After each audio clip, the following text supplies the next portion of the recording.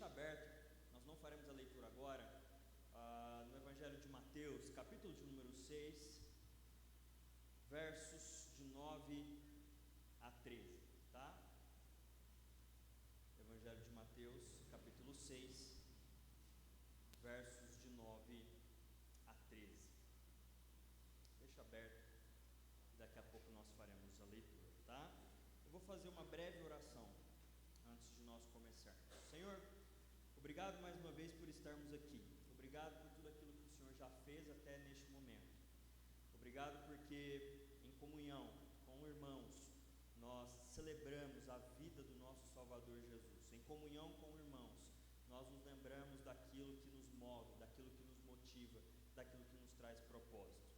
De maneira especial, ainda diante do Senhor nessa noite, nós colocamos esse momento de exposição da Tua Santa Palavra.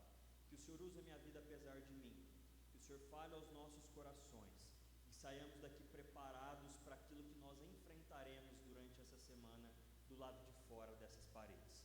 Louvado e bendito seja o Teu santo e maravilhoso nome, louvado e bendito seja a Tua vontade. É assim que oramos, em Cristo Jesus. Amém, amém, amém. Irmãos, quantos de nós aqui já teve o desejo, ou tem o desejo, a ambição no coração, de viver uma vida com o menor número de decisões equivocadas possível? Todos nós, né? Talvez esse seja um dos maiores propósitos que nós temos na vida. Viver uma vida com poucas, ou se possível, nenhuma decisão equivocada. Porque nós, de fato, nós não queremos colher os frutos de decisões mal tomadas, assim a gente pode dizer. E de fato nós vivemos e nos esforçamos nesse propósito. O propósito de nos munirmos de conhecimento, educação, de sentido, senso, vocação, para desempenhar um bom papel nessa terra. Um papel diante das pessoas, diante dos nossos familiares, amigos, do nosso cônjuge, do próprio Deus, onde nós tomaremos decisões assertivas e colheremos bons frutos nessa vida. Mas a pergunta que eu tenho para nós nessa noite é: o que define se uma decisão ela é errada ou se ela é correta? O que define o certo ou o errado nas nossas vidas? Quando nós olhamos para fora da igreja, nas redes sociais, nos palanques políticos, nas casas, nos lares, nós percebemos que, eu ia dizer hoje, mas desde o começo da história da humanidade, o certo e errado é muito subjetivo. O que é certo para um nem sempre é certo para o outro. Uma boa decisão, uma escolha correta, nem sempre para o outro é a mesma decisão correta, é a mesma decisão certa. A gente viu muito isso onde? Na política, não é? O presidente deveria ter tomado tal atitude. Não, ele deveria ter tomado outra atitude. E nós caímos nessa grande questão sobre o certo e o errado nas nossas vidas. E nós percebemos muito claramente o que define o certo e o errado para essa sociedade em que nós vivemos: a vontade. A vontade ou o objetivo pessoal de cada um. A vontade é o filtro que define essa sentença sobre certo e errado. Como dizia Maquiavel, ele define muito bem essa ideia quando ele diz que o fim determina os meios. Ou seja, a vontade ou o objetivo pessoal vai estabelecer o caminho certo para que nós possamos chegar lá, nos nossos objetivos e nas nossas vontades. E é assim que nós vemos no mundo de hoje, e é assim que nós vemos durante toda a história da humanidade. Por isso é comum, quando nós não atingimos os nossos objetivos, termos o costume de dizer: eu falhei porque o meu objetivo não foi alcançado, a minha vontade não foi concluída, eu não colhi o fruto que eu desejava, então eu falhei, eu tomei as decisões erradas, eu não fui assertivo na minha tomada de decisão, na minha caminhada. Sendo assim, nós poderíamos afirmar, num âmbito mais abrangente sobre o certo e errado, que a vontade é é o foro íntimo do coração humano. A vontade pessoal de cada um é o foro íntimo do nosso coração. É por meio dela que padrões de certo e errado em todos os aspectos, moral, ético, comportamental, são estabelecidos. E a Bíblia também pensa dessa forma. Não é por acaso que a Bíblia se desgasta em 66 livros em revelar não somente a pessoa, o ser de Deus, mas como a sua vontade. A Bíblia se esforça em muitos livros para estabelecer a vontade do Senhor.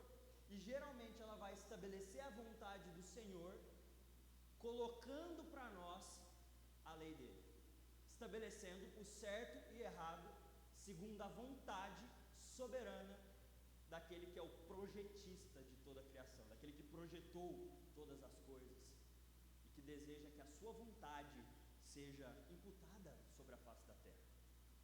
Salmo 40, verso 8 diz o seguinte: agrada-me fazer a tua vontade, ó Deus meu, dentro do meu coração está a sua lei. Perceba que fazer a vontade de Deus está intrinsecamente ligado com o que é certo e errado para ele. No Novo Testamento, Paulo diz algo interessante também a respeito da vontade de Deus. Romanos 12:2, um clássico da nossa leitura nas Escrituras: transformai-vos pela renovação da vossa mente, para que experimenteis qual seja a boa, agradável e perfeita vontade de Deus. Perceba que além da vontade do Senhor ser caracterizada como agradável e boa, ele utiliza uma palavra muito interessante aqui, que é o fato da vontade do Senhor ser perfeita, traduzido do grego teleios, que também poderia ser traduzido como completa, como uma obra bem acabada, como algo que tem início, meio e fim. Então, além da vontade do Senhor ser superior à nossa, nós lemos na nossa liturgia, uma vontade que ela está acima do céu, acima da terra, uma vontade soberana, boa e agradável. Ela é uma vontade completa, por isso ela é tão diferente da nossa vontade. Quer ver um exemplo, pessoal? Quando eu e a Giovana a gente namorava, aliás, em 2019, quando nós nos conhecemos e a gente queria ter um relacionamento, nós oramos, por 6 meses, buscando o quê? A vontade do Senhor, se era para que nós namorássemos de fato. E a gente só se via, comia um sushi, não tinha nada além disso, a gente se respeitava. Então, em um determinado momento desse tempo de oração com o Senhor, depois de eu ter analisado através das Escrituras que ela era uma mulher de Deus, ponto positivo para a vontade de Deus aqui, né? Depois de eu ter analisado nas Escrituras que as minhas intenções eram as corretas diante dela, mais um ponto positivo para compreender a vontade de Deus aqui. Eu percebi em algum momento que aquele não era o tempo. Porque a vontade do Senhor, ela é perfeita, ela é completa. Então, por mais que ela fosse a pessoa, por mais que nós tivéssemos a motivação correta, ainda não era o tempo. Nós precisamos, naquele momento, entender isso. E o Senhor me deu uma palavra: coisa certa na hora errada. Perceba então que a vontade do Senhor, ela permeia as nossas vidas e ela delimita o que é agradável e bom para nós. E se nós temos alguma esperança, expectativa de colher do melhor fruto para as nossas vidas, nós precisamos nos sujeitar à vontade daquele que define todas as coisas, que completa todas as coisas, que faz prosperar aquilo que diante dele de fato é importante. E nós precisamos refletir sobre isso. Mas agora que nós fizemos toda essa explanação para descobrirmos a vontade de Deus, o que a sua vontade determina de certo ou errado, nós temos a pergunta do milhão: como então compreender a vontade de Deus nas nossas vidas?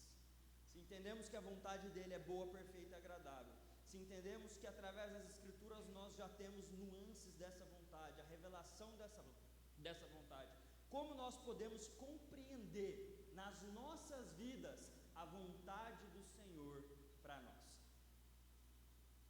Pastor Tozer, ele vai dizer que a vontade do Senhor ela pode ser compreendida através de 3 ângulos, como se nós estivéssemos em 3 posições e lugares distintos para olhar de diversos ângulos a vontade do Senhor. E ele vai trazer o molde de um triângulo, e na base desse triângulo nós temos as 2 maneiras de compreender a vontade do Senhor que dão suporte para uma que está acima.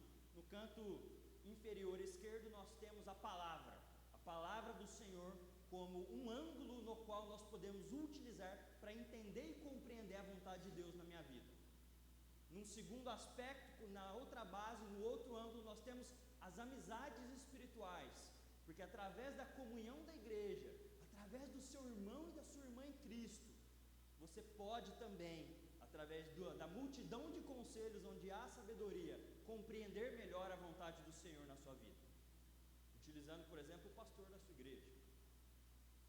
E no topo dessa tríade de ângulos, ele fala sobre a oração. A oração como uma maneira poderosa para que eu e você compreendamos a vontade de Deus nas nossas vidas. Eu queria então ler agora o nosso texto. Mateus 6, 9 a 13, oração do Pai Nosso, diz assim: portanto vós orareis assim: Pai nosso que estás nos céus, santificado seja o teu nome, venha o teu reino, faça-se a tua vontade, assim na terra como no céu. O pão nosso de cada dia dá-nos hoje, e perdoa-nos as nossas dívidas, assim como nós temos perdoado aos nossos devedores. E não nos deixes cair em tentação, mas livra-nos do mal, pois teu é o reino, o poder e a glória para sempre. Amém. Irmãos, esse texto é extremamente conhecido. Nós oramos, nós muitas vezes fazemos essas orações, essa oração especificamente, nesses moldes. Obrigado, irmão. Na nossa igreja presbiteriana, não sei se é comum aqui, se os irmãos já tiveram essa oportunidade, mas de fato nós precisamos entender melhor esse texto, e eu queria trazer a oração do Pai Nosso, na oração do Pai Nosso, princípios para que eu e você, para que nós possamos compreender a vontade do Senhor nas nossas vidas. E essa oração, ela é organizada num momento muito importante, onde Jesus está peregrinando na região da Galileia, e ele encontra um pico alto, uma planície num pico alto, e ele se coloca nesse pico, e ele começa então a ensinar uma multidão que estava cercando ele e o acompanhando, assim como também os seus discípulos. Depois então de pregar as bem-aventuranças, lá no texto de Mateus, começando no Mateus capítulo 5, ele passa por temas extremamente importantes como homicídio, adultério, juramento, vingança. Ele fala do amor ao próximo, da justiça e de como se deveria dar esmolas. Então, depois de passar por todos esses temas, ele vai ensinar os discípulos a orar através de uma oração modelo, de uma oração molde. Mas existem 2 considerações antes de nós falarmos propriamente de como compreender a vontade do Senhor através da oração do Pai Nosso, que nós precisamos considerar. A primeira é que não existe outro relato nas Escrituras em que Jesus estaria orando dessa mesma forma. E isso é um grande ponto de conflito, de divergência entre nós e os nossos queridos aí católicos, tá? Porque no catolicismo entende-se que essa oração é uma oração orada pelo próprio Jesus. Era assim que ele orava e assim ele ensinou os discípulos. Sendo assim, nós precisamos estabelecer essa oração quase como um sacramento, onde assim que nós pronunciamos essa oração, nós estamos fazendo como Jesus, tá? Nós não transformamos essa oração como reza. Essa oração, ela é um molde utilizado pelo Senhor Jesus naquele contexto. Então essa oração, tanto em sua forma como em seu conteúdo, ela revela uma simplicidade e uma didática apropriada para alguém que deseja ensinar as suas crianças, seus discípulos, a orarem de forma simples, básica, porém consistente. Então essas são as 2 considerações que nós temos que ter em mente em relação à oração do Pai Nosso. Então, essa oração traz princípios importantes para que nós possamos compreender a vontade de Deus. E eu queria então que nós começássemos a refletir sobre isso. Vamos ler o primeiro versículo, versículo 9 aí de novo, numa só voz. Pai nosso santificado seja o teu nome. Irmãos, em primeiro ponto, nós precisamos entender que para compreender a vontade de Deus, em primeiro lugar, eu preciso me achegar a Deus em intimidade e reconhecer o poder dele. Jesus está quebrando um paradigma extremamente importante na vida dos judeus nesse contexto, porque o judeu tinha na sua mente, no seu coração, e ele foi ensinado dessa forma, que para se achegar ao Senhor, ele precisava temer e tremer diante de Deus. O Senhor Todo-Poderoso, o Senhor Perfeito, Santo, Santo, Santo, não aceitava ninguém que não estivesse completamente prostrado, temeroso, tremoroso diante da presença dele. Então, conceber a ideia de se apresentar ao Senhor e chamar ele de Pai,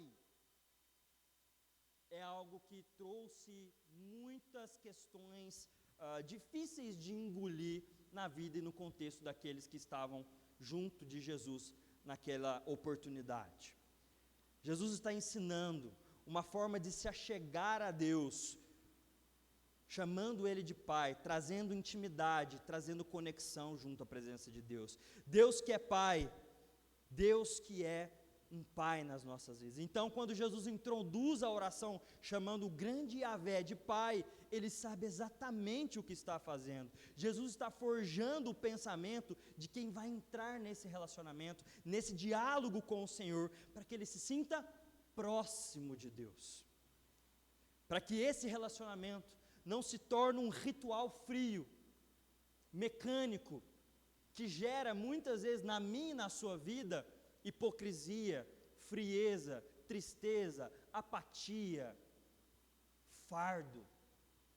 Quando nós transformamos o nosso relacionamento com o Senhor num relacionamento distante, ritualista e mecânico, a tendência é que em algum momento a gente se canse desse relacionamento. Eu falava isso com o presbítero Roberto ontem mesmo. Transformar a nossa vida e o nosso relacionamento numa mecânica de domingo pós domingo, onde eu preciso cumprir o meu papel social, religioso, de estar no domingo presente na igreja, de ter que orar ao Senhor, de ter que vir cantar no coral, é estar fadado à morte espiritual, meus irmãos. É estar completamente no caminho em que o inimigo deseja que nós estejamos. O caminho da apatia, da frieza, da morte espiritual. Por isso Jesus está dizendo, olha, Deus é Pai. Deus é íntimo, Deus é próximo. Jesus está falando de um Deus muito bem conhecido, um Deus que desde o início, mesmo sendo santo, e santo quer dizer separado, ele decidiu estar próximo, porque foi ele quem foi atrás de Abraão fazer aliança. Foi ele que foi lá em Noé, foi ele que foi atrás de Adão e Eva quando eles se distanciaram, foi ele que foi atrás dos juízes, dos profetas, dos reis. O Deus que é santo, que é separado, que é poderoso, grandioso, majestoso, decidiu ser um Deus próximo. E talvez isso seja loucura, para que nós possamos conceber nas nossas vidas e no nosso coração.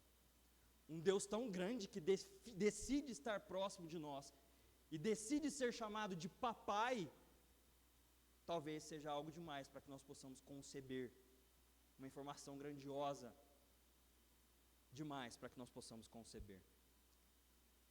Meus irmãos, quem decide estar próximo é Deus. A pergunta é, por que nós nos afastamos dele com tanta facilidade? Quem está longe de Deus, somos nós. Nós nos afastamos dele.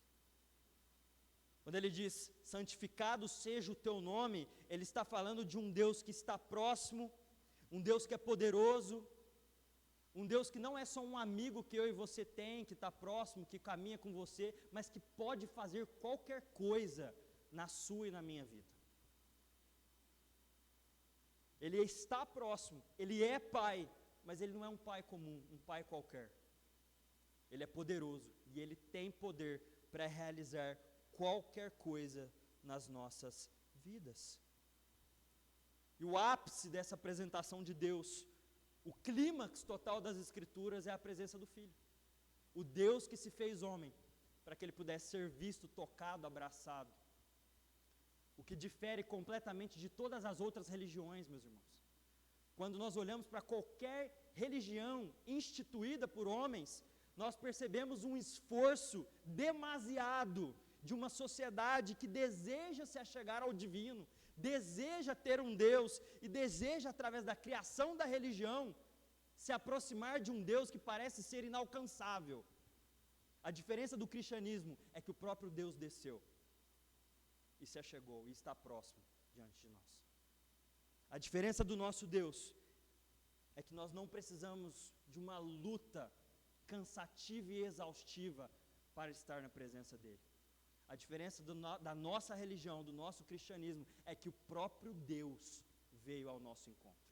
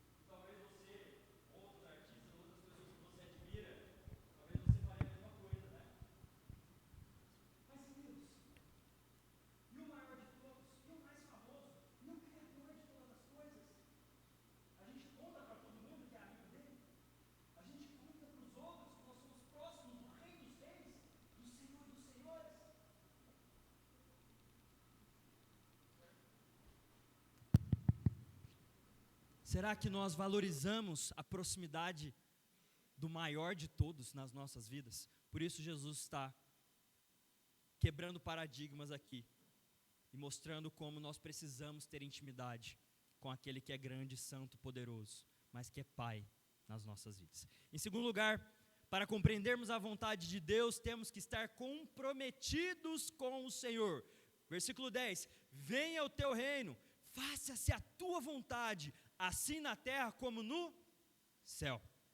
Meus irmãos, para entender a vontade de Deus, nós devemos nos submeter à soberania dEle e pedir: venha o teu reino. Dizer venha o teu reino é um ato de entrega. Dizer venha o teu reino é um ato de humildade. É clamar que o reino de Deus, que a vontade dEle, que os princípios morais, éticos do Senhor sejam regentes na nossa história. É compreender que o reino dEle, ou seja, onde Ele manda, precisa estar aqui nas nossas vidas, precisa estar aonde nós estamos. É entregar, é reconhecer que o plano de Deus é superior ao nosso. Meu irmão e minha irmã, se você quer compreender a vontade de Deus, você precisa anular a sua. Se você de fato quer entender a vontade do Senhor para você, deixe de lado a sua. E clame: venha o teu reino, Senhor, seja feita a tua vontade, assim como ela é feita na terra, assim como ela é feita no céu. A vontade de Deus se manifesta quando vivemos de acordo com os princípios desse reino que permeia as nossas vidas. Miqueias capítulo 6, verso 8, ele diz: Ele mostrou a você, ó homem, o que é bom e o que o Senhor exige. Pratique a justiça, ame a fidelidade e ande humildemente com o seu Deus. O Senhor nos mostra a vontade dEle, o Senhor declara essa vontade.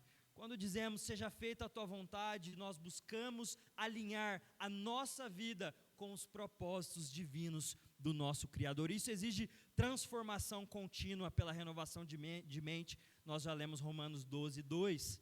Orar pela vinda do reino e pela realização da vontade de Deus nos ajuda a discernir o seu plano. A oração nos molda para estarmos mais sensíveis à direção de Deus em nossas decisões diárias. C.S. Lewis já dizia uma frase que ficou extremamente famosa: a oração não muda o coração de Deus, a oração transforma o nosso coração.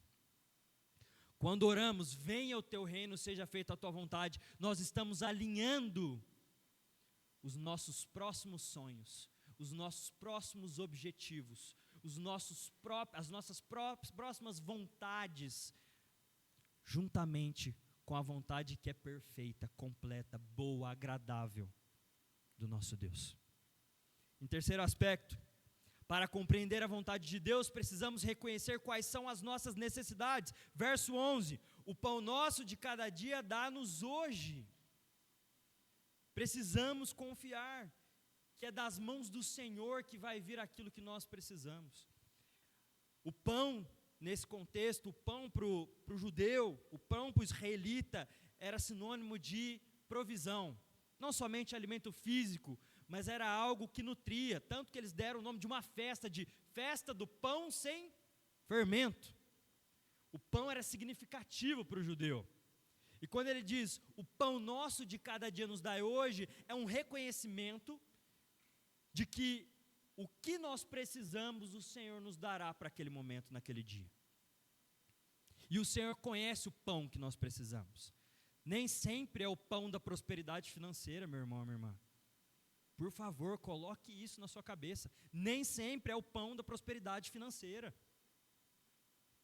Nem sempre é o pão da plena saúde e revigorância física. E às vezes nós precisamos entender isso. Nem sempre é o pão do status, da vanglória, da fama, do reconhecimento das pessoas. Nem sempre é esse o pão que o Senhor tem para você e para mim, e nós precisamos admitir isso. Qual é o pão que o Senhor tem para você hoje? Qual é o pão que o Senhor tem para a sua segunda-feira amanhã? Nós precisamos entender e compreender quais são as nossas necessidades. Mateus capítulo 6, versículo 34, portanto, não se preocupem com o amanhã, pois o amanhã trará as suas próprias preocupações, basta a cada dia o seu próprio mal. O pão do Senhor nos livra da sensação angustiante de vivermos ansiosos com aquilo que nós queremos saciar na nossa vida de maneira desesperada, com o dia do amanhã, com a conta que eu tenho que pagar, com meu filho, minha filha, minha família.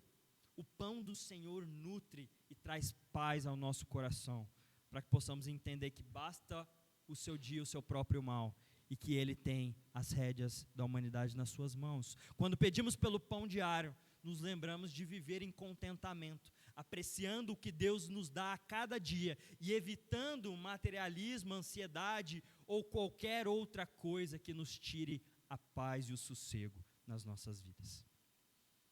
Confiamos num Deus que sabe o que é melhor e sabe o que precisamos. Quarto aspecto, para compreendermos a vontade de Deus, temos que estar abertos a ceder e não somente receber. Versículo 12, e perdoa-nos as nossas dívidas, assim como nós temos perdoado aos nossos devedores. Se eu e você, se nós não estivermos dispostos a ceder, ao invés de sempre receber, de fato nós não estaremos alinhados e no ângulo correto para compreender a vontade do Senhor nas nossas vidas. E eu vou te falar, se você e eu, se nós aprendêssemos a ceder mais do que receber, nós até diminuiríamos o nosso tempo de petição diante do Senhor. Nós seríamos mais gratos, nós teríamos um coração muito mais transbordante e alegre. Hoje nós falávamos na aula de escola dominical sobre trabalho, e nós pegamos o texto de Eclesiastes, e o Emílio no livro dele, que é o livro que nós estamos estudando, ele vai falar que uma maneira importante de diminuir o peso do trabalho das nossas costas é compreender que a consequência, o fruto do nosso trabalho, não depende exclusivamente de nós. Porque talvez esse seja o motivo de muitos de nós aqui trabalharmos. Eu preciso de dinheiro, eu preciso do meu salário, e depende de mim. E quando você recebe, você se orgulha. Eu me orgulho, porque eu plantei e estou colhendo. Mas quando nós compreendemos que qualquer coisa que nós tenhamos vem das mãos do Senhor, diminui o peso e o fardo da nossa profissão. Diminui o peso, o fardo e o propósito muda. O sentido muda. Nosso coração muda. A alegria perene preenche o coração por entendermos que a graça do Senhor nos encontra a cada quinto dia útil. Amém? Meus irmãos, precisamos compreender e entender que para entender a vontade do Senhor a gente tem que aprender a ceder e não somente a receber. Compreender a vontade de Deus envolve reconhecer as nossas falhas, pedir perdão. Isso é fundamental para esse relacionamento íntimo com o Senhor.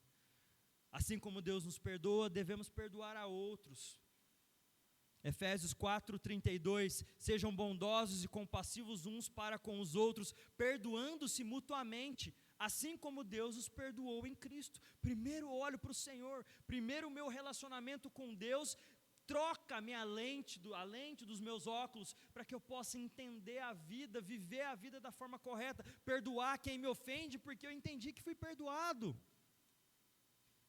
E como fazer isso, se não, primeiro, estabelecendo um relacionamento íntimo com o Papai, com o Senhor, com Jesus nas nossas vidas? Impossível. Viver na graça de Deus implica estender essa mesma graça a outros. Nosso perdão aos outros demonstra a nossa compreensão e aceitação da vontade de Deus em nossas vidas. Irmão, o perdão transforma não só a vida de quem foi perdoado, mas até a sua vida. Você sabe disso. Como é bom se livrar de um rancor, de uma mágoa, e ceder em prol da paz, do amor e da graça do Senhor.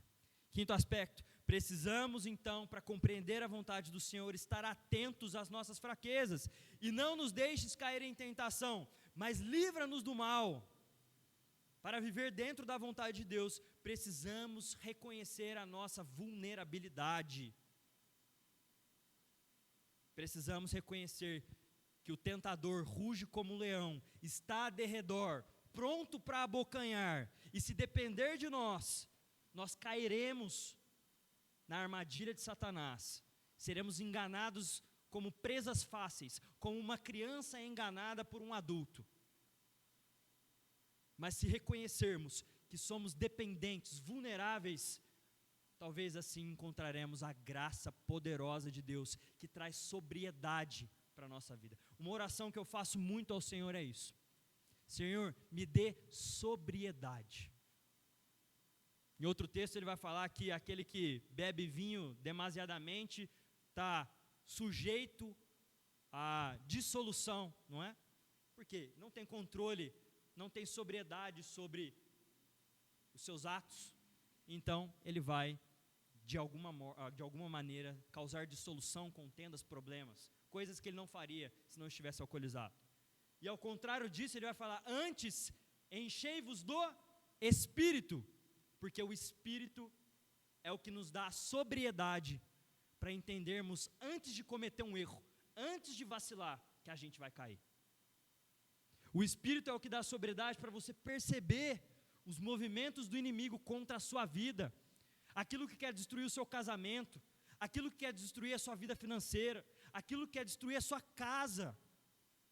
Meu irmão e minha irmã, sem oração, sem humildade, vulnerabilidade diante do Senhor, nós estamos fadados a viver uma vida com os nossos próprios poderes. E vamos perceber em algum momento que nós não somos capazes de fazer absolutamente nada que seja proveitoso, abençoador na nossa história, na nossa jornada. Nós carecemos da graça de Deus. Nós carecemos do livramento do tentador. Livramento de Deus constante nas nossas vidas. Compreender a vontade de Deus envolve estar espiritualmente vigilante, reconhecendo as armadilhas do inimigo e buscando a força de Deus. Mateus 26:41, vigiem e orem para que não caiam em tentação. O espírito está pronto, mas a carne é fraca. Vigiem e orem sem cessar. Em sexto e último aspecto. Precisamos confiar para compreender a vontade do Senhor nas nossas vidas. Precisamos confiar em sua soberania, em sua obra e em sua boa, perfeita e agradável vontade. Pois teu é o reino, o poder e a glória para sempre. Amém. Compreender a vontade de Deus envolve reconhecer a sua autoridade sobre todas as coisas, declarar que o reino e o poder e a glória pertencem a Ele e afirmar a sua soberania absoluta. Salmo 145, verso 13: o teu reino é reino eterno e o teu domínio permanece de geração em geração. O Senhor é fiel em todas as suas promessas e é bondoso em tudo o que faz. Meu irmão e minha irmã, para compreender a vontade do Senhor, você e eu, nós precisamos reconhecer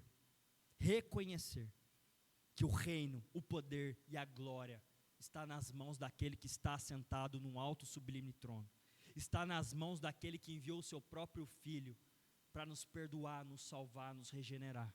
Está na mão daquele que por sua plena, boa, perfeita e agradável vontade enviou seu próprio Filho para morrer em meu lugar, em seu lugar, para nos dar nova vida, vida abundante, vida espiritual, vida de oração na presença dEle. Adorar a Deus em todas as áreas das nossas vidas é a forma de viver a sua vontade.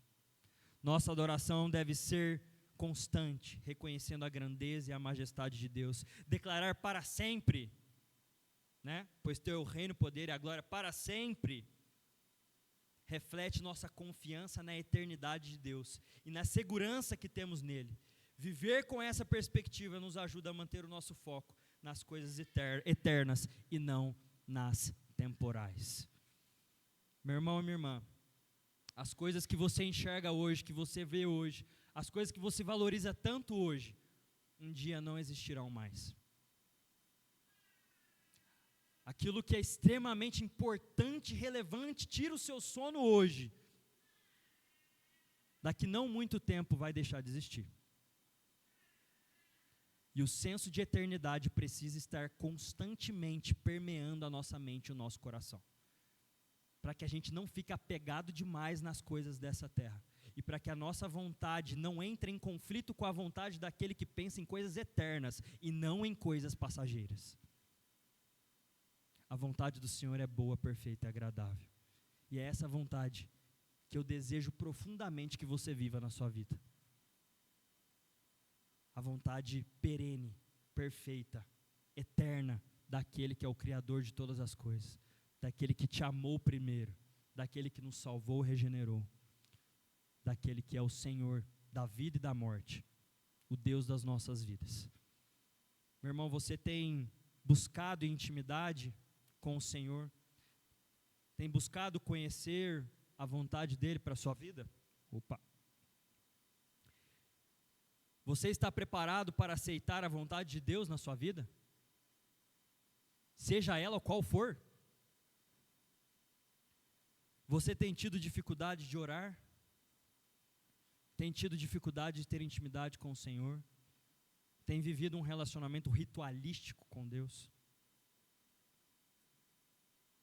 Você pode começar a fazer uma oração muito simples, e Jesus te ensinou a fazer ela. A oração do Pai Nosso não é uma reza, mas ela rege princípios que podem te ajudar a voltar a ter um relacionamento íntimo e verdadeiro com o Senhor, e voltar a compreender a vontade dEle para a sua vida. Amém? Eu te desafio a essa semana começar um novo projeto na sua rotina. Você vai encaixar um momento especial em todos os dias dessa semana até o próximo domingo, em que você vai ler a oração do Pai Nosso e vai orar ao Senhor em intimidade, no seu quarto.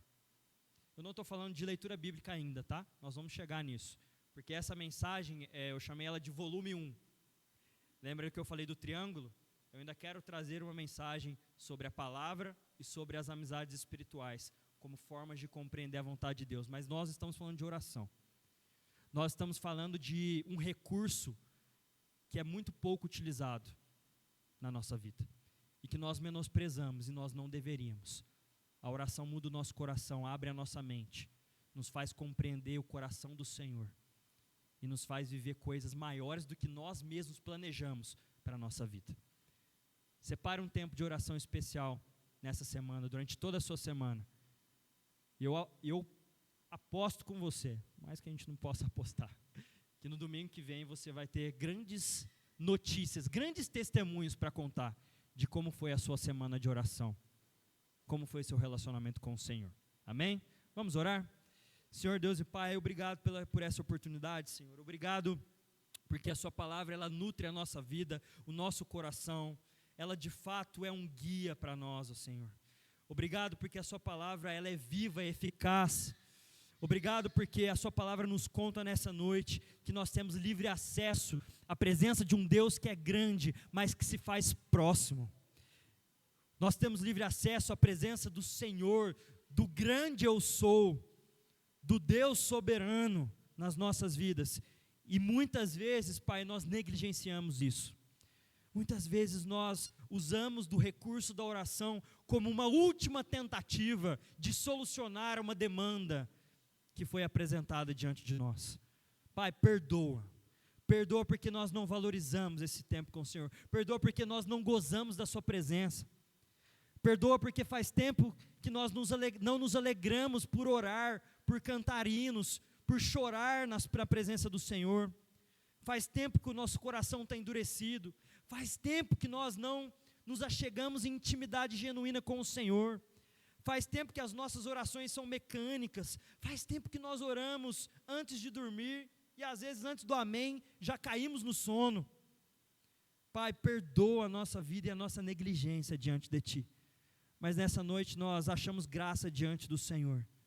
Nós queremos viver um propósito melhor a partir de agora. Nós queremos viver a vontade do Senhor no nosso dia a dia, na nossa rotina, no nosso cotidiano. Nós queremos viver o sobrenatural no natural, no nosso trabalho, na nossa casa, nos nossos afazeres. Pai, seja conosco, nos abençoe, tenha misericórdia de nós e nutra a nossa vida, o nosso espírito, com a sua santa e maravilhosa vontade.